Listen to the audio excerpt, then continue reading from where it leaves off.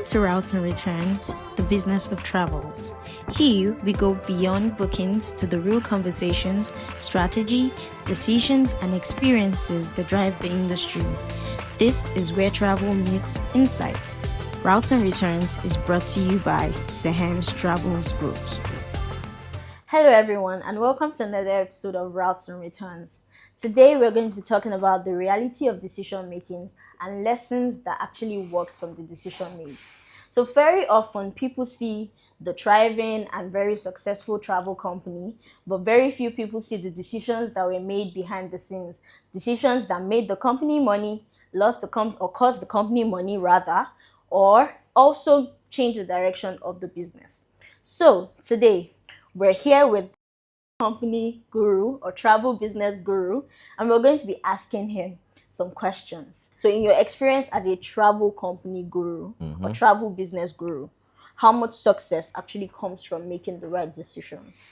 Yeah, so from my experience, which I think I have like over a decade in the industry, it's not just about making a decision, right? Okay. It is about staying consistent to that decision that you've made. Okay. Everybody can wake up and make a decision about whatever they want to do. You get. But then how many are willing to put in the work, stay consistent to that decision, even when things go south, right? You know, prioritizing personal growth, prioritizing maybe plowing back the initial company's profit into the company instead of living on on largesse from the company, or even deploying personal funds into the company to ensure that it grows And stays up and there. scales up, right? So you can see very average business ideas scale up to be big companies because the owner of the company or the founder of the company stayed with the idea. He was consistent and he grew it and it became big. And then you can also see very, very brilliant ideas. Very brilliant ideas that you can see nothing wrong with this idea failing. And because the owners or the founders that brought in the idea were very, very distracted, they were not focused, they were more about making money from the business or getting Consistency, like you mentioned. exactly. And that very, very good idea could what? Fail Crumble. and crumble. So for me, it's about the discipline. Decision there is a discipline to stay consistent to that decision you've made, right? That is what brings the success. Okay, so you just mentioned a lot of things about the consistency. So have you ever had to make a major decision that being completely certain that it will actually grow the company? A decision that lots of decisions. Is Okay, it? can you give us one that you were certain and you were like, oh, I have to do this decision so that it will work? I don't hire family members. It's a decision I had to make because, Okay. for example, when I was running my restaurant, there were lots of family members that applied or were pushed. Oh, this person is not doing anything. But this is a fundamental rule: don't hire who you cannot fire. And I know that if I hire these Good people, one. if I hire these folks, it's going to be an issue firing them. It's going to Family cause meeting. issue family meetings. Thank you very much. So I made up my mind not to hire them. The number two is even as the CEO of the company, since its start, I'm also on a salary. Okay. That makes me to be disciplined. That makes me not to look at the company's profit or revenue and start spending from it. I do not even have access to those accounts. These are very, very fundamental decisions that I've made that I think have really helped the company. Okay, so beside decisions that worked. So Yeah. have you ever had a decision that you made that you saw it's about to risk your company's moving forward and said, I need to hold back, I need to pull back a little? Yes, to even give your question more clarity, I've made horrible decisions as well. Oh, wow. And I think I was having devotion with you guys the other day, and I was telling you guys how we made the decision to take the company's money to invest in forex. One of the most horrible. Now I can speak about it and laugh, but then it was not a funny, decision. It was a terrible decision and a very stupid one When at you see that. your money going down in the forex trade. Man, it was terrible. It was terrible. What did I learn from that? And again, failure is still part of it. So sometimes you make decisions that lead to failure, but failure is still helping you to learn the ropes of the business. It is when you allow that mistake happen a second time that the problem happens.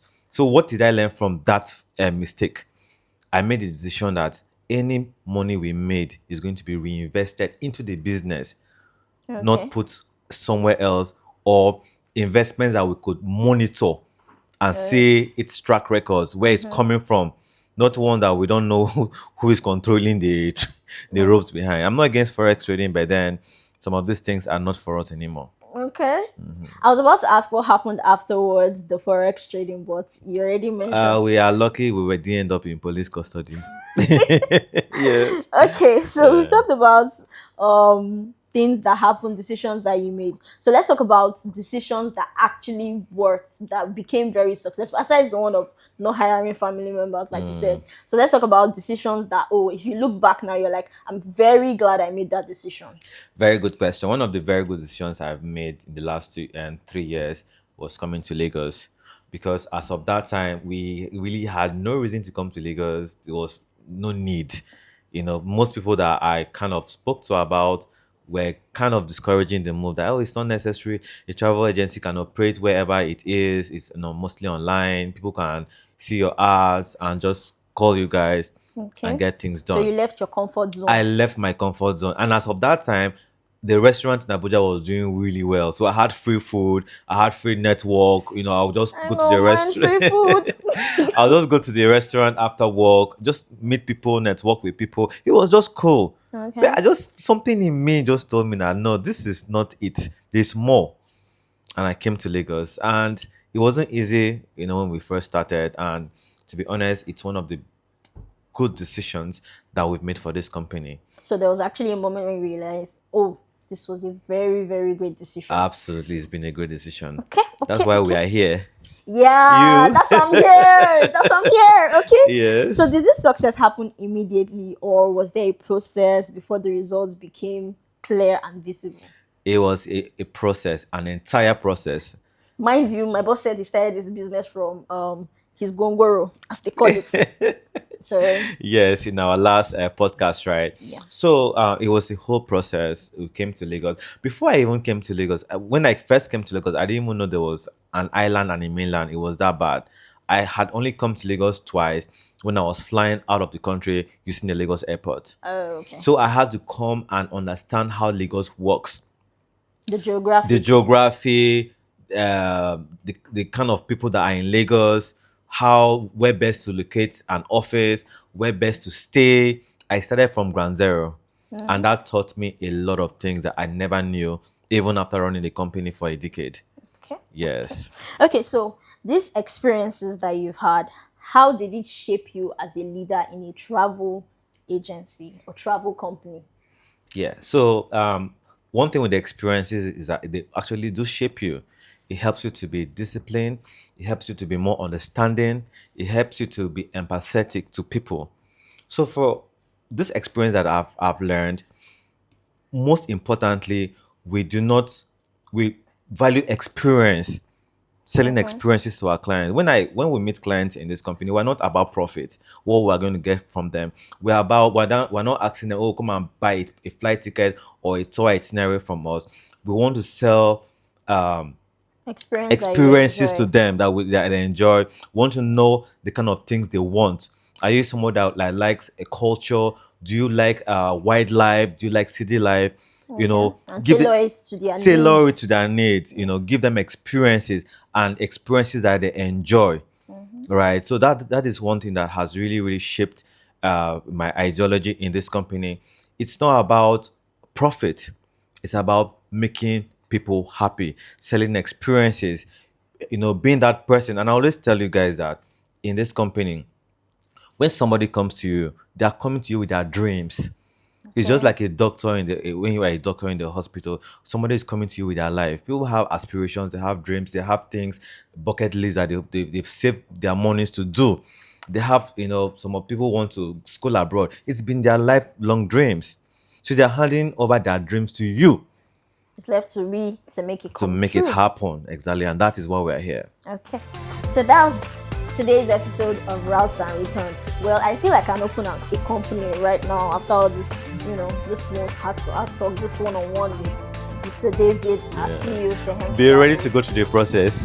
Well, I just heard some experiences, so of course. What can you say? You can never know the company tomorrow. But anyways, tune in to the next episode of Routes and Returns. Do stay tuned for more episodes. Bye.